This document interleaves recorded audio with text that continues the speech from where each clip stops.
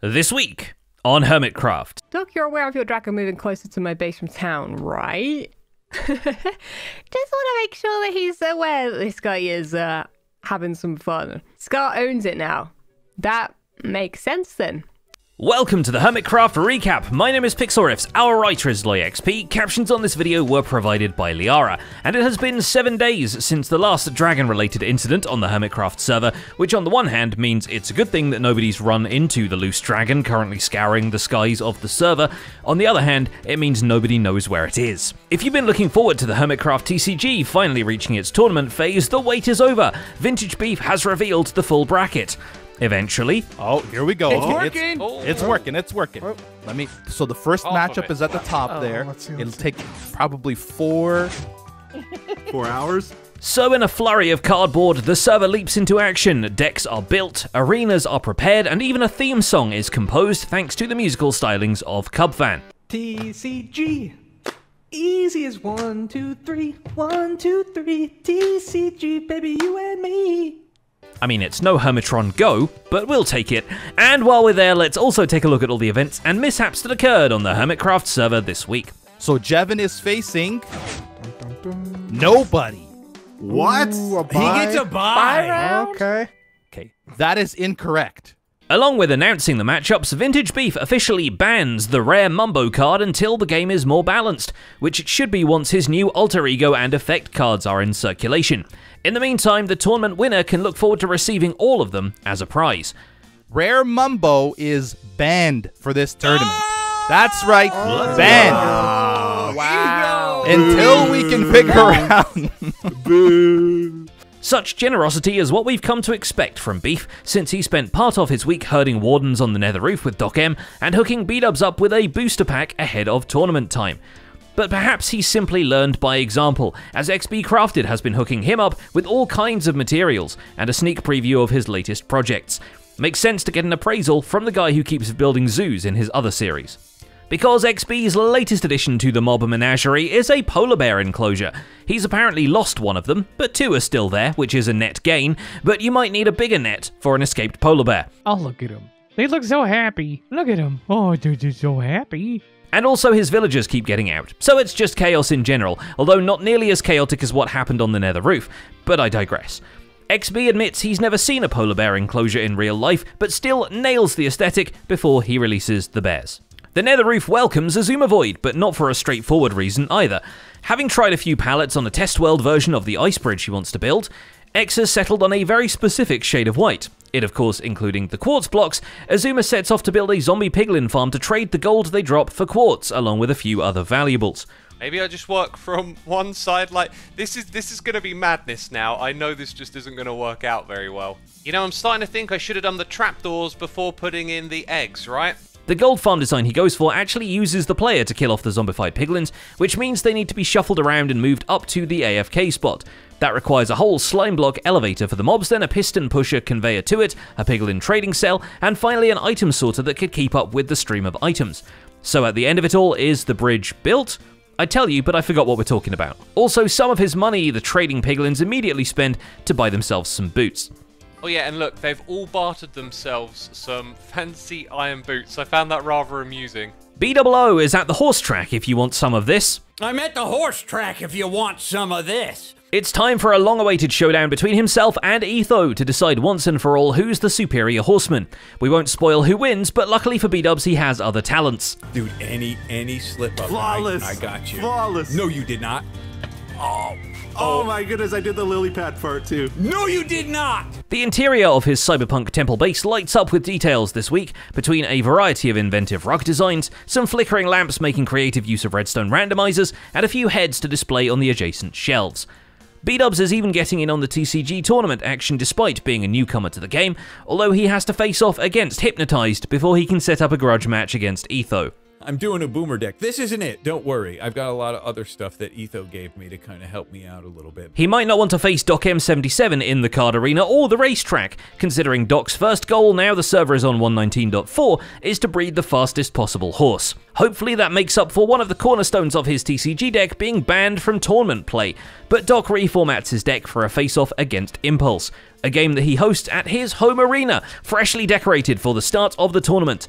The standard TCG setup is arranged inside of the fossilized skull of, you guessed it, an enormous goat.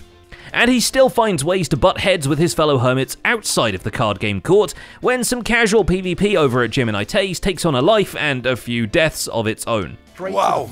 What is going on here? She's juggling me like an absolute boss. Yeah, she's got the timing right. I don't even know how that juggling was possible like that anymore. Your screen and your cursor, you just have to hit every time it's full. Gem has been inciting the plank violence specifically to fill in the cells of her castle's basement, lest we forget that the Elven Princess keeps a head count. Thankfully, that's not the only interior decorations she applies this week. Gem finally unpacks into the mostly unfurnished Elven Keep, bringing in a kitchen, a dining room, and what seems to be a wine cupboard, just in time for some guests to arrive and have a soup warming party. Yeah, Pearl, we need a bridge. And get over it.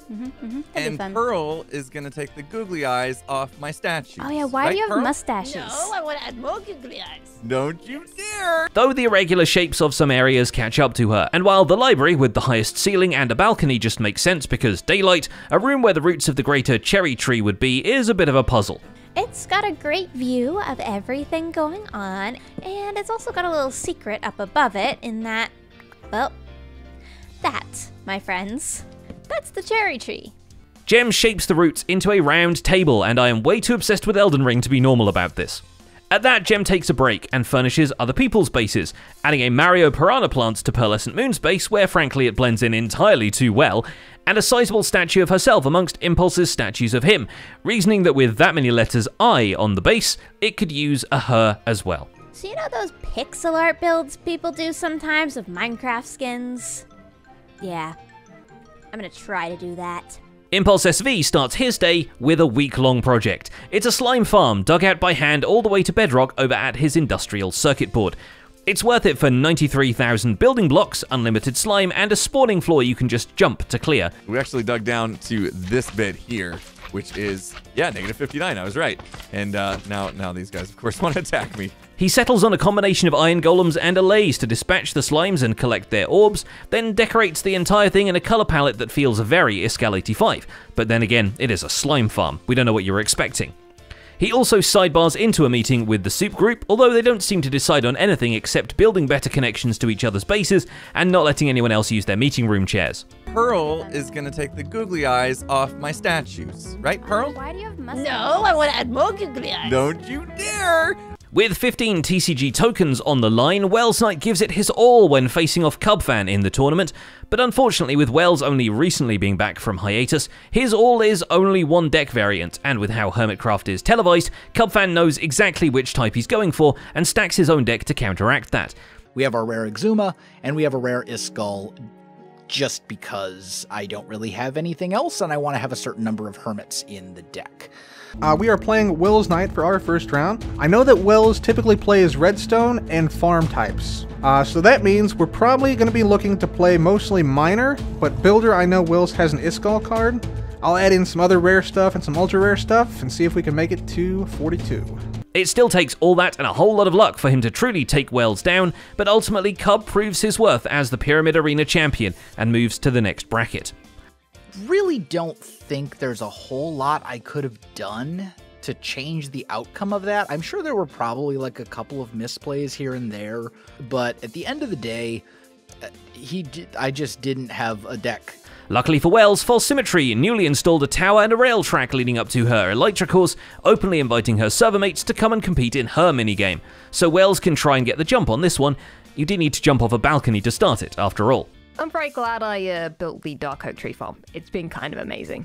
With more people expected to stop by her castle, False sees to it that more of it is actually livable, or at least the drinks are provided. So False installs some redstone potion brewers, though runs out of redstone before it's even time to mix it into the brew. Just a sign that you may have been working on your minigame for too long, really. Could have borrowed some from Etho, probably, but chose to smash him with an anvil recently, so back to the mines you go. Oh, he's looking up, he's looking up, he's looking up. No! All right, no! Oh, he's alive. Nothing was happening. You didn't see anything. No! Mines would be a pretty good spot to be, actually, seeing how when coming back to pick up his new pet dragon, Good Times with Scar doesn't actually find the flying lizard where they left it.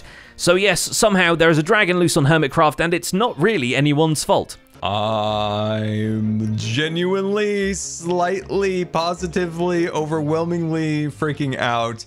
I had nothing to do with its disappearance. Nothing at all. Either somebody killed it or it's flying around. I'm pretty sure this guy was over there.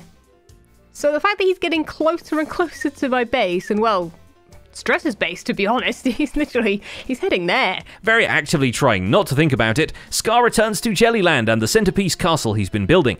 At this point, the ground level walls are put in, and it's just the pointiest towers left before the whole ensemble is complete. Well, the grand opening is shaping up to be quite epic, thanks in part to Cubfan providing the pyrotechnics. Hell, in his demo for Scar, he provides so many of them it straight up kills the guy. Fly through it! Oh no! There's stuff! So between this and the gift package from B-Dubs, Scar has everything to enter the final stage of castle building, bar the honey blocks that Cub then happily provides.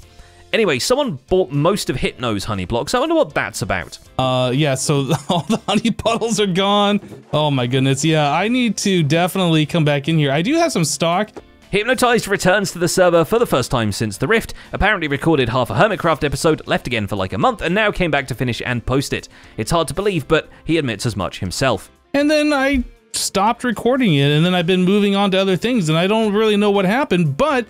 Luckily, in his absence, his friends at least kept patronage of his candle and bee accessory shop, enough to warrant a quick restock on the dyes for all the candles. Even the green one, the one he didn't have a farm for. Luckily, tricking a Minecraft cactus into growing somewhere it shouldn't is not much of a challenge. The cactus farm joins Hypno's wide array of productions. Also, Hypno loses his TCG round. We'll tell you to whom as soon as Beef's wall of concrete is done unveiling. Of these things. You could have put All right, there's torches the first one. underneath it. Okay, now time for the other half. And that's about it for this week's recap. Our writer is Zloy XP, and my name is Pixel Riffs. Captions on this video were provided by Liara. Don't forget to leave a like while you're still here, and subscribe so you won't miss future recaps. Thanks for watching, and we'll see you next week.